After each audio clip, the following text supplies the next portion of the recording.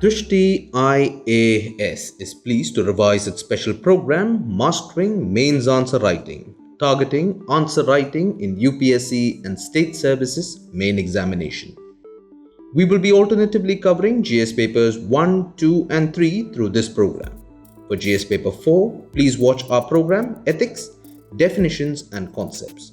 The link for it is mentioned in the description below. So what is the structure of the program? We begin by looking at a question, then narrow it down to the syllabus and assess the weightage of the topic. We learn on how to approach the question, structure the answer, and then write the actual answer. We finally conclude the episode by looking at questions asked in the previous year examinations. Let us look at the question which we will be discussing today. Explaining the significance of digital lending, discuss the measures to be taken to make digital lending more responsible in India. The question can be narrowed down to Indian economy, that is part of GS paper 3, and the importance of the topic over the years can be assessed from the graph that has been displayed. Shifting towards how to approach the question. In general, there are two things we must understand with respect to a question. A, the underlying theme of the question, and B, what is or are being asked about that theme. Now let us look at the question again. Explaining the significance of digital lending, discuss the measures to be taken to make digital lending more responsible in India. The underlying theme of this question is significance of digital lending. About this theme, we must discuss the steps taken by government and the RBI in facilitating responsible digital lending. To answer the given question, let us first understand the meaning of the command word explain and discuss.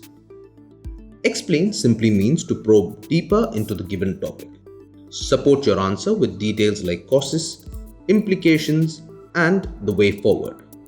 Whereas discuss means to cover broadly, mentioning strengths, weaknesses, and positives and negatives. Mention causes and consequences as well. Now let us focus on how to structure the answer. The first part of the answer will be an introduction, which will include a brief explanation of digital lending. The second part of the answer, that is the body, will have two subparts. A, highlight the significance of digital lending in India, and B, discuss the steps taken by the government and the RBI in facilitating responsible digital lending. Lastly, in our conclusion, suggest measures to be taken to further improve digital lending in India. Now we try to write the actual answer. But before we commence, we would like to make it very clear that the answer provided here is a representative answer. That is how the actual answer may look like. It can be adapted or modified as per your own natural style of writing, whether paragraph form or short sentences or bullets or diagrams. We have also taken certain liberties with the word limit by including certain additional information in the answer for your comprehensive understanding. So without much ado, let us write. Digital lending consists of lending through web platforms or mobile apps by taking advantage of technology for authentication and credit assessment. India's digital lending market has seen a significant rise over the years.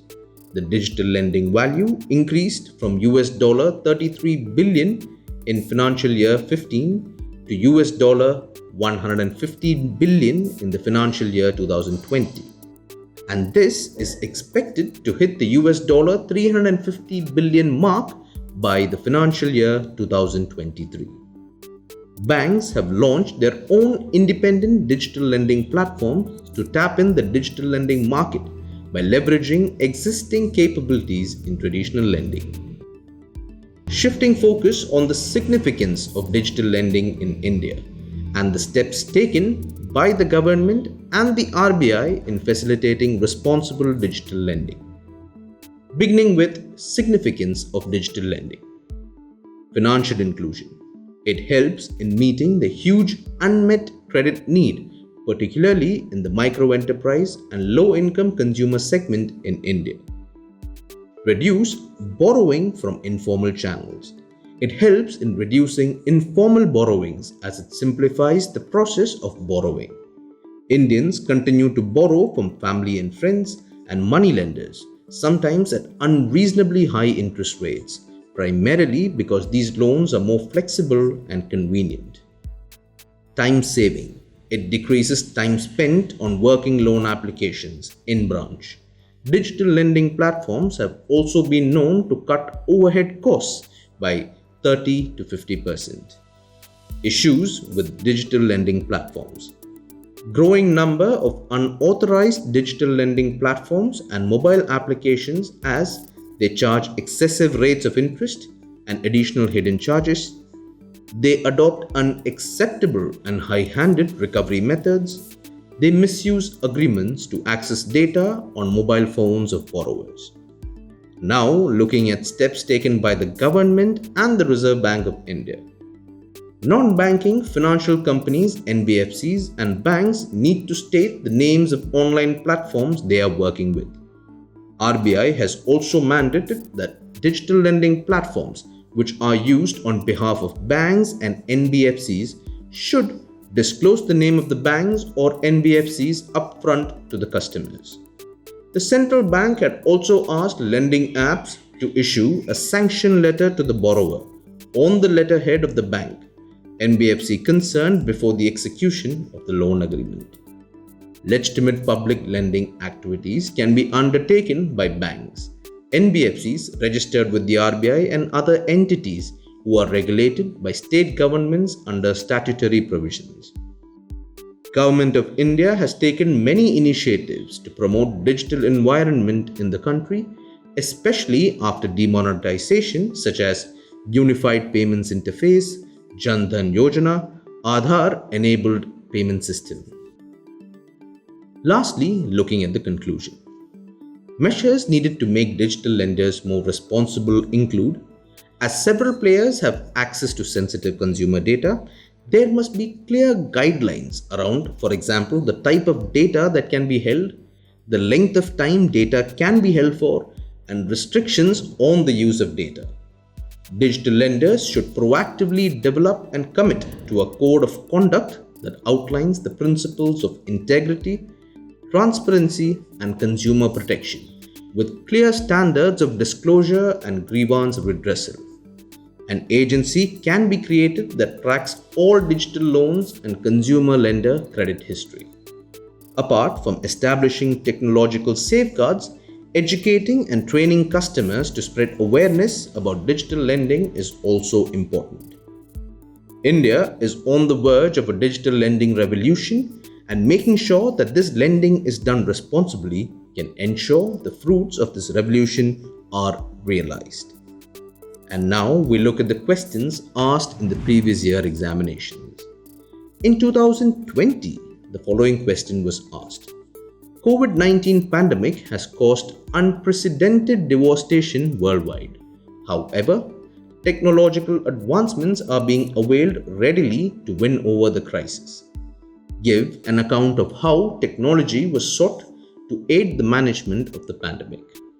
In 2019, the following question was asked. It is argued that the strategy of inclusive growth is intended to meet the objectives of inclusiveness and sustainability together. Comment on this statement. In 2017, the following question was asked. What are the salient features of inclusive growth?